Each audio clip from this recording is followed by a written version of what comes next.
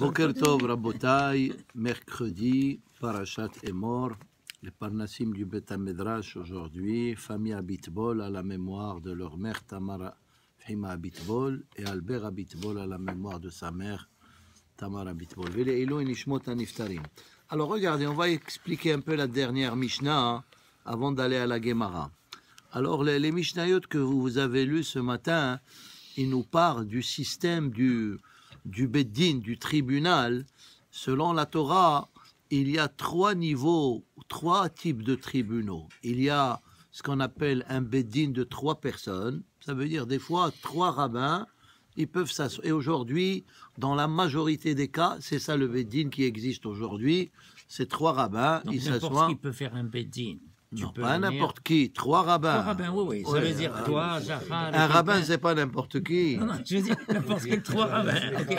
Je reprends. Comment n'importe quel trois rabbins? Non, rabbin. Non. Toi, Jafar, avec Jmecha et quelqu'un voilà. d'autre. Vous faites un Beddin. C'est ça. Et même pour quelqu'un d'autre, il peut faire Beddin.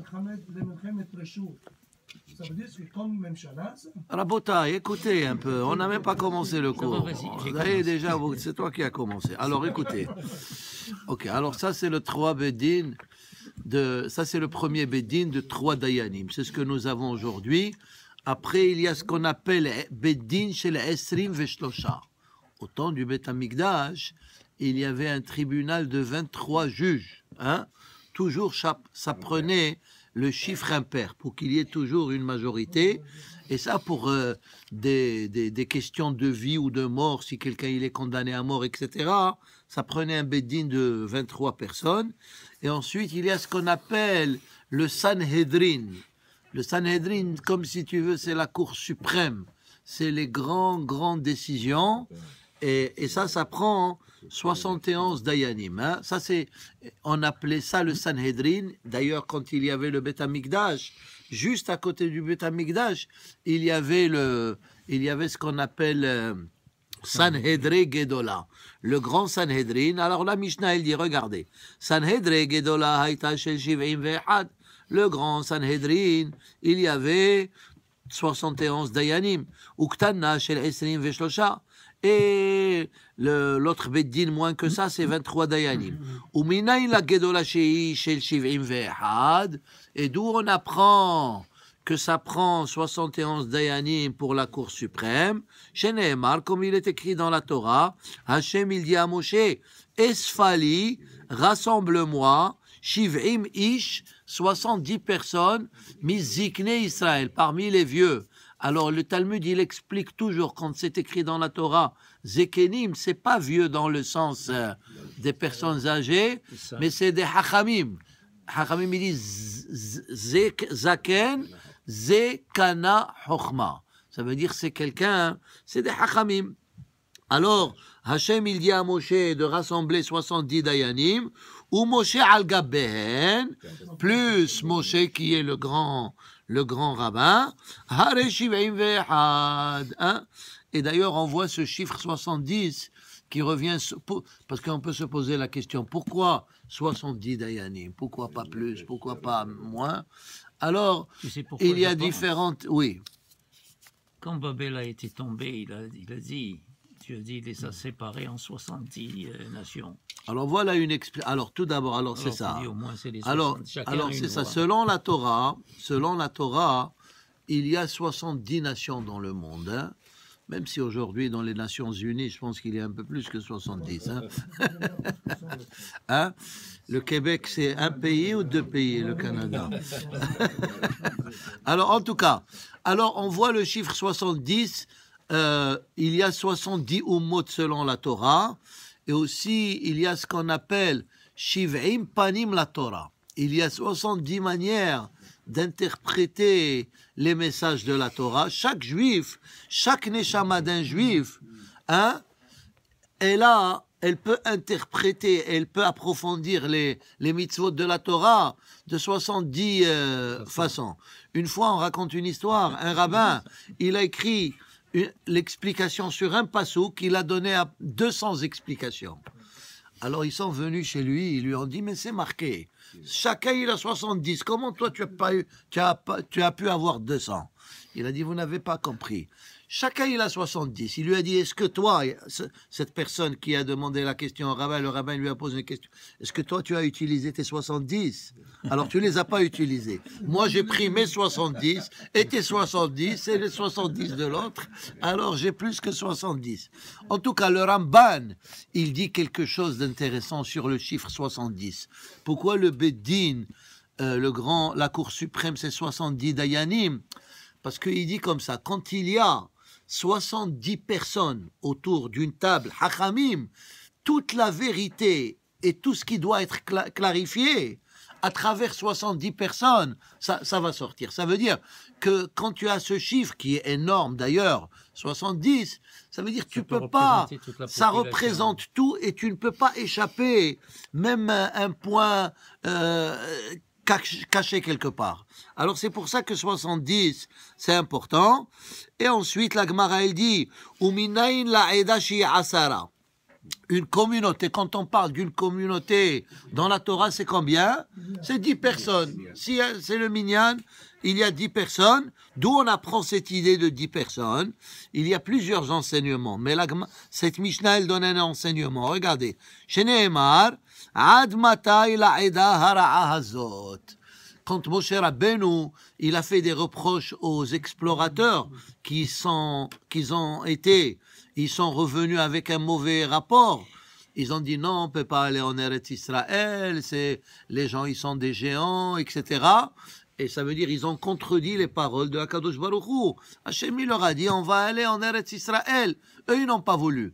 Moshe Rabbeinu il s'est énervé et il a envoyé combien? 12. Alors 10, ils sont venus avec un mauvais rapport, à l'exception de Yehoshua, qui était le disciple préféré, et Kalev qui était aussi le mari de Myriam, et eux, ils ont dit non, Tova haaretz me'od, la terre d'Israël, elle est très très bonne, Alon ale, nous allons aller habiter là-bas. C'est pour ça qu'on appelle ça Aliyah, parce qu'ils ont dit allez, quand tu vas en Eretz Israël, comme si tu montes de grade spirituellement. Alors, et Moshe Rabbeinu, quand il s'est énervé contre eux, il leur a dit Ad matai, jusqu'à quand? La Eda hara'a hazot. Jusqu'à quand? Eda, c'est communauté, Ra'a, mauvaise, hazot. Cette mauvaise communauté. Et combien il y avait? Ils étaient 10. Ça veut dire, de là, on apprend que communauté, c'est combien? C'est 10 personnes. Alors, une fois, je vous ai expliqué ça. Comment se fait-il qu'on apprend? On apprend le minyan d'où? D'une mauvaise communauté. Parce que les 10, ils étaient des Rechaim. D'ailleurs, ils sont morts au désert. Alors, pourquoi on apprend le minyan de 10 personnes qui n'étaient pas des bons exemples? Alors, la réponse, elle est la suivante. La réponse est, la Torah veut nous dire un message très important. Quand il y a 10 juifs, même s'ils ne sont pas les plus grands tzadikim, ça fait un minyan. Hein? Une fois, un rabbin, il a dit comme ça, il a dit, 9 rabbins ne peuvent pas faire un minyan. Mais 10 Rechaim qui vont tous les soirs au club, ils vont au casino, ils font un minyan. Ça veut dire s'ils veulent faire un minyan au casino, il y a 10 juifs, ils peuvent faire un minyan. Ça veut dire que la Torah... Parce que sinon, tu vas commencer à dire, ok, il y a minyan, ok, est-ce que lui, il est Shomer Shabbat? Est-ce que lui... ça veut dire, la Torah, elle te dit, un juif, c'est un juif. Tu n'as pas le droit de te poser des questions s'il est kasher ou il n'est pas kasher. Le Talmud nous dit, d'ailleurs, Rabbi Meir, il nous dit, Israël, af'al pi shehata, Israëlo. Un juif, même s'il a fauté, hein, et il est juif. Alors c'est ça. C'est pour ça qu'on a choisi ce pasouk de Eda Ra'a. Malgré qu'ils étaient des Rechaim, ils comptent pour le minyan. Un juif, c'est toujours un juif. Yatzou Yoshua avec Kalev. Et ensuite, la Gemara, elle dit un autre point important. Pour des décisions très très sérieuses, pour acquitter une personne, ça prend une majorité d'une personne. Mais pour condamner une personne, ça prend une majorité de au moins 2. Et c'est logique, hein? Ça veut dire pour acquitter quelqu'un qui est en sa faveur, même s'il y a, disons, 35 contre 36, c'est bon. Mais pour condamner une personne, s'il y a une majorité d'une seule personne, ça ne suffit pas. Il faut refaire le jugement jusqu'à ce qu'il y ait au moins une personne de plus pour l'acquitter ou deux personnes pour deux personnes pour le condamner et une personne pour l'acquitter. Ok, alors c'est ça, on parle des lois des juges, etc. Et c'est dans ce sens-là que la Gemara, elle continue. Regardez qu'est-ce qu'elle dit la Gemara. Ketiv, lo ta'asuniti Elohe chesef velohe zahav. Hein? Alors il y a ce passouk qui dit ne pas faire de l'idolâtrie. Elohe chesef, ça veut dire autrefois, il y avait des idoles en or et des idoles en argent, et les gens, ils se prosternaient devant ces idoles-là. La Torah te dit, lo ta'ase iti Elohe chesef velohe zahav. Mais le Talmud, il explique ce passouk d'une autre manière. Et il dit qu'il ne faut pas nommer des juges Elohe chesef par rapport à leur argent et par rapport à leur pouvoir. Parce que Elohé dans la Torah peut être aussi interprété comme juge. Parce que des fois, on pouvait nommer des juges parce que ils sont proches du pouvoir, parce qu'ils ont des connexions, ou bien parce qu'ils sont riches, ou bien parce que ils ont de l'influence. Alors la Torah te dit, quand tu nommes un juge, lo ta'asuniti Elohe kesef velohe zahav. C'est pas par rapport à son pouvoir que tu vas le nommer par rapport à sa compétence, et c'est pour ça que la Torah, elle nous interdit par rapport à ça. Et une autre explication, lo ta'asuniti Elohe kesef velohe zahav. Malheureusement, aujourd'hui, dans le monde dans lequel nous vivons, la plupart beaucoup de gens en tout cas, leur Dieu c'est quoi? L'argent. Lo ta'asun iti, ne faites pas des dieux en argent et des dieux en or. Ça veut dire que des fois le côté financier, des fois il écrase les valeurs de l'être humain. Est-ce qu'on ne te dit pas aussi qu'il ne faut pas favoriser dans un jugement le pauvre? Oui. Oui. Parce qu'il y a des jugements, comme je vois maintenant, si tu vois des jugements en faveur des pauvres, parce qu'ils sont pauvres, on a tendance de les supporter. Oui, ça on a dit. L'otehdar penegadol, alors ça c'est, ok. Alors c'est ça le inyan. Alors on voit un passouk qu'on peut l'interpréter de trois manières. C'est l'explication simple, c'est des statuts. Deuxième explication, il faut pas nommer des juges par rapport à leur argent ou par rapport à leur influence. Et la troisième explication, il ne faut pas faire de notre argent la chose la plus importante, c'est notre Dieu. Le Dieu doit être Akadosh Baruch Hu, et les valeurs de l'être humain, ils doivent être supérieures du côté de l'argent.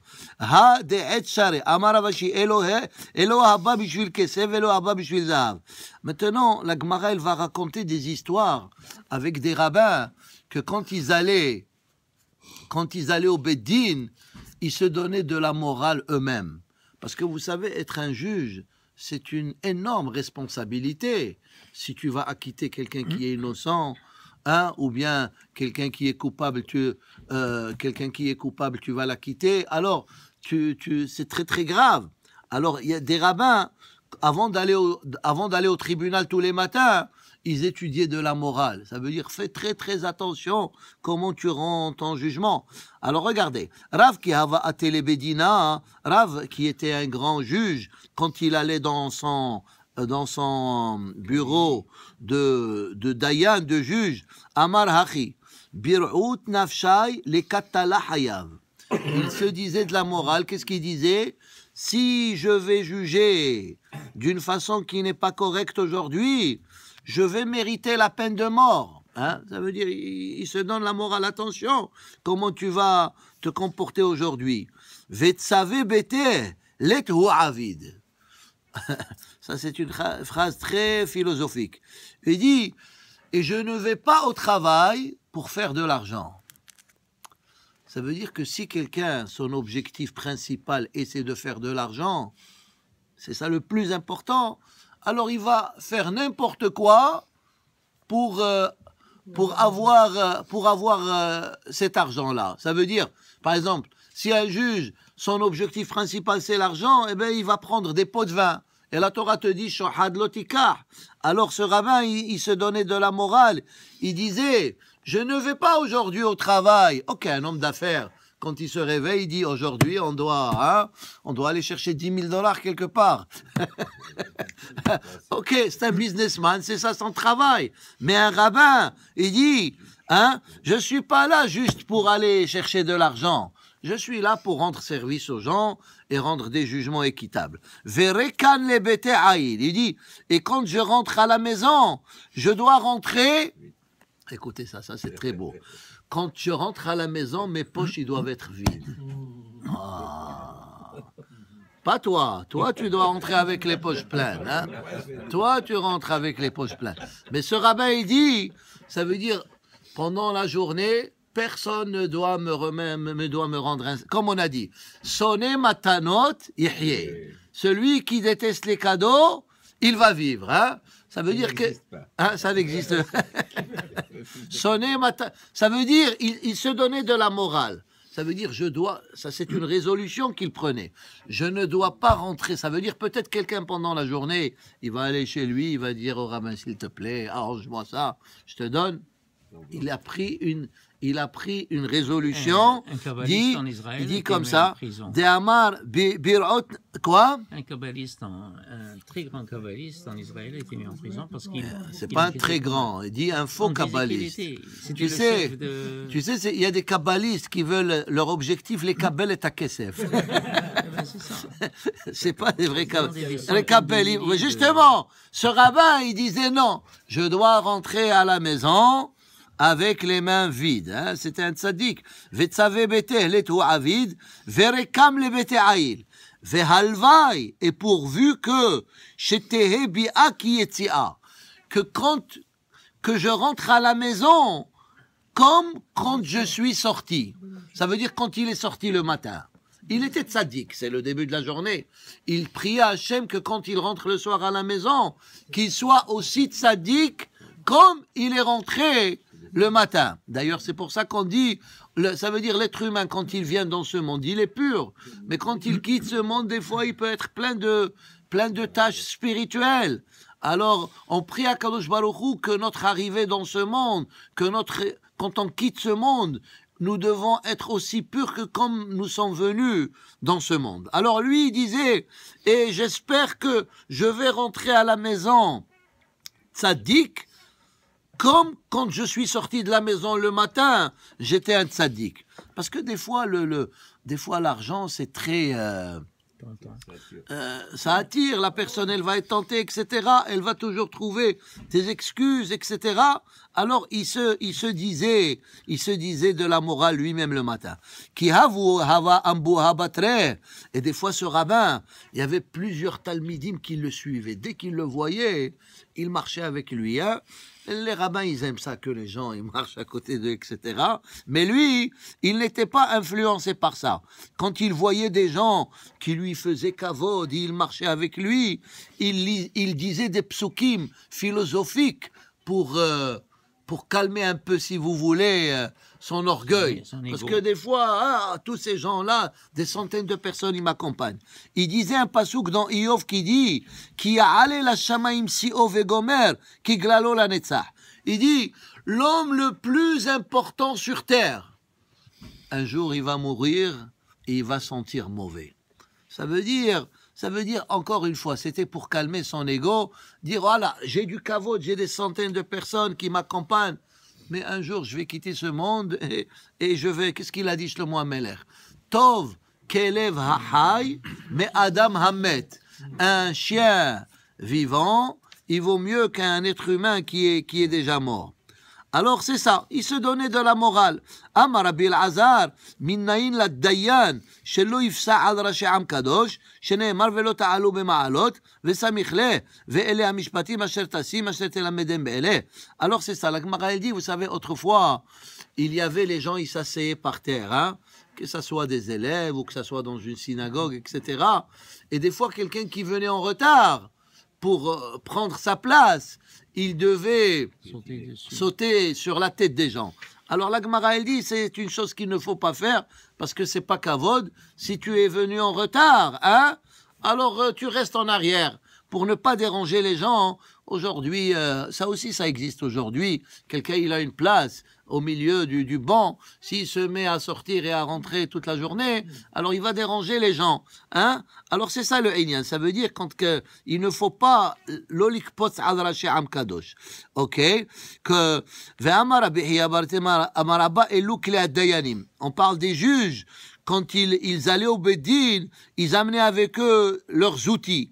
Quels sont leurs outils? Quels sont les outils d'un Dayan? Hein? Rav Huna ke hava nafik ledina amar hachi. Elou kle dayanim. Alors la Gemara, elle dit, quels sont les ustensiles du Dayan? Alors, makel, d'abord le bâton, là ça, hein?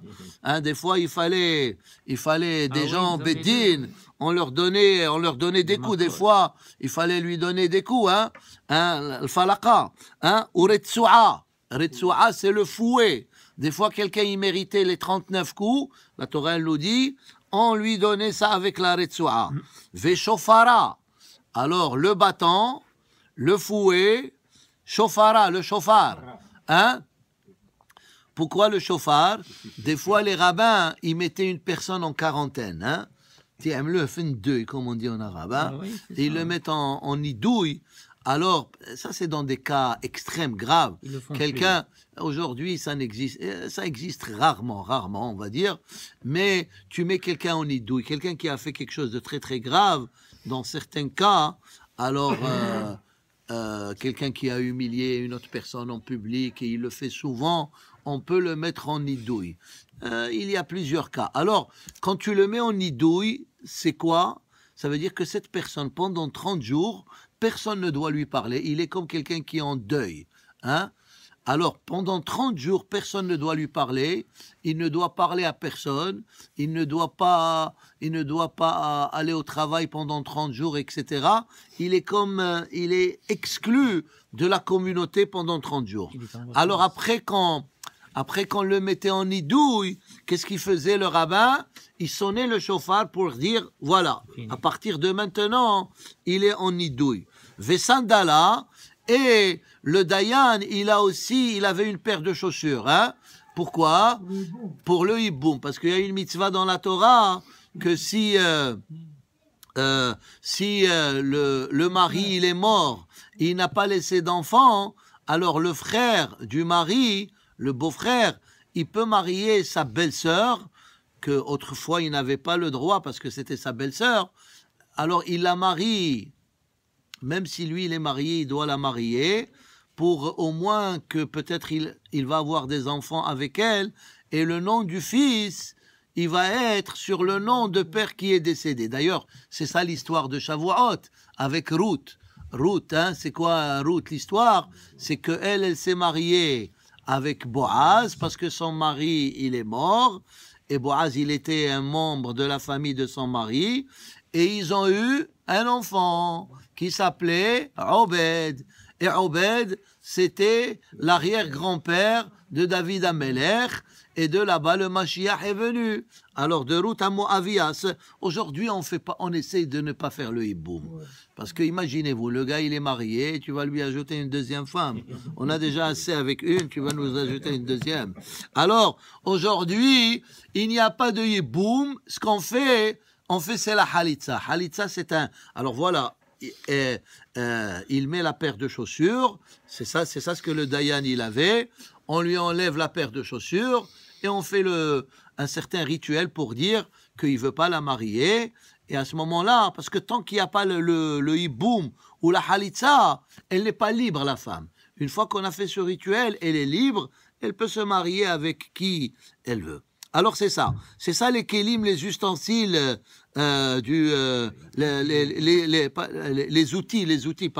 les outils du Dayan. Shamoa ben achechem ushvatem tzedek, amar Rabbi Hanina, azhara le beddin, shelo yishma divrei ba'al beddin kodem she'avo ba'al din havero. Voici une autre loi concernant les juges, que tu n'as pas le droit d'écouter une personne sans que l'autre elle soit là. Ça veut dire deux personnes, ils sont en conflit, ils viennent écouter les Dayanim. Alors, quelqu'un, il va venir plus tôt, il va dire au Dayan, tu sais, lui, il m'a fait... Tu ne dois pas l'écouter.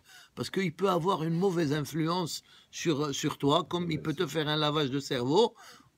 Comme ça, quand l'autre, il va venir, tu ne vas plus le croire. Parce que tu as déjà eu l'autre. Alors, il faut être neutre, il faut écouter personne jusqu'à ce que les deux ils soient là. Tu as quelque chose à dire, attends que l'autre il soit là et dis ce que tu as envie de dire.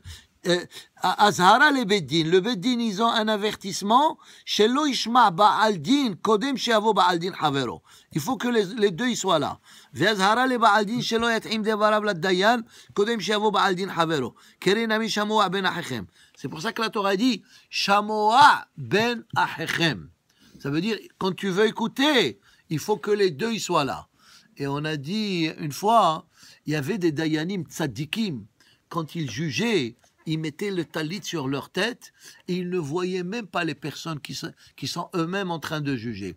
Parce qu'ils disent que des fois, l'apparence extérieure de la personne, elle peut avoir une bonne influence ou une mauvaise influence.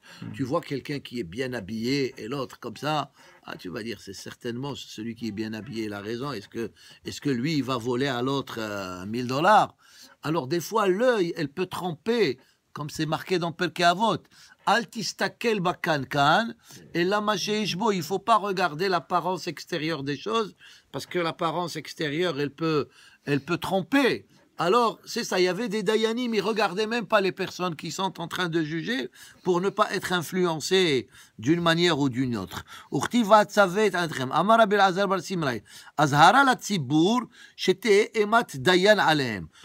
le public, on apprend de ces psukim-là que le public, ils doivent avoir le kavod du beddin. Ça veut dire ils doivent respecter les jugements rendus par les dayanim et ils doivent rendre kavod au juge. Ve'azhara la dayan she'isbol et atzibur. Et aussi le juge ou le rabbin ou le chef spirituel, il a une obligation d'être très très patient avec le public. Il faut avoir beaucoup de savlanout. Ça veut dire, si tu veux ce job-là, ne pense pas que c'est facile. Il faut que tu aies la patience de supporter le caractère de chacun. Et c'est ça. Azhara la dayan shi'isbol. Maintenant, la Gemara, elle pose une question philosophique. Ad kama. Je vais te poser à toi la question. Quelle est la limite de ce que le rabbin, on a dit, il doit avoir de la patience. Quelle est la limite de la patience? Ad kama. Quelle est jusqu'à quand? Qu'est-ce que ça veut dire? Parce qu'il n'en peut plus. Hein? Ad kama. Amar Rav Hanan. Rabbi Hanan, il a dit, ve'etema Rav Shaftai, ka'asher yissa ha'omen et hayonek. Alors la Gemara, elle donne la réponse. Ta réponse, elle n'est pas bonne. Voici la bonne réponse. Ka'asher yissa, c'est comme la maman qui porte son bébé. Mais ils ont écrit père ici. Ka'asher Issa ha'omen, non, ha'omen. Ha'omen, ouais, non, ici, non. Ha'omen et tayonek, ok, mais en tout cas, la maman ou le père, Ka'asher Issa et tayonek. Ça veut dire que tu ne perds plus la patience. Ça veut dire, est-ce qu'une maman, elle va dire, ça y est, son fils, il a pleuré pendant 1 heure, ça y est, elle n'a plus de patience. Non, c'est son fils, elle va s'en occuper. Travail. Alors, d'ailleurs, c'est pour ça que la Torah te dit, quand on parle d'enseigner, un enseignant aussi doit avoir beaucoup de patience, surtout aujourd'hui dans les écoles. Alors c'est marqué Veshinantam lebanecha, et tu enseigneras la Torah à tes enfants. Et le Talmud il dit, c'est quoi banecha? C'est pas uniquement tes enfants, Talmidim, les élèves. Alors la question se pose, si on parle des élèves, pourquoi la Torah n'a pas dit tout simplement Veshinantam le talmidecha? Pourquoi la Torah dit banecha? Et la réponse, ça veut dire que si tu veux être un bon enseignant, un bon éducateur, tu dois traiter tes élèves comme tes enfants. Et à ce moment-là, avec un élève, des fois, On perd patience.